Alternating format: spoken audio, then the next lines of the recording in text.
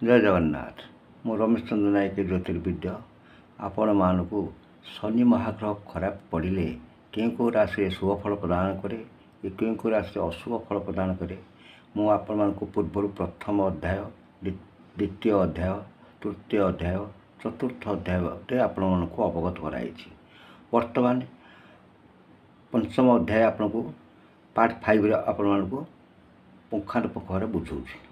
शनि महाग्रह खराब पड़े आपण मैंने केबेले कार अईठा खाद्य खाइबे नहीं। जड़े यही ग्रह रिष्ट खंडन जड़े वरिष्ठ साधु सन्यासी लिखिं कौन लिखिं जदि आपणकर शनि महाग्रह खराब पड़े कौन करेंगे।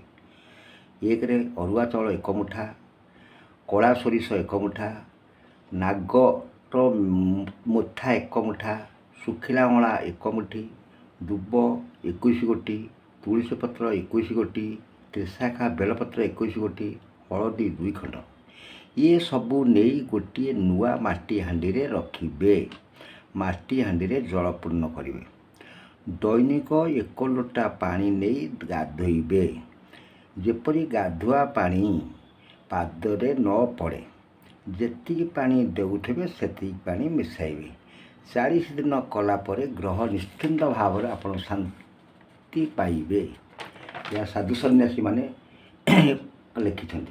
जातक जदि शनि महाग्रह अशुभ थिले ताकर आराध्य देवी हूँ दक्षिण काली को उपासना कले शुभ फल प्रदान मिलता है। कौ राशि शुभ फल प्रदान कर कौ राशि अशुभ फल प्रदान कहूँ।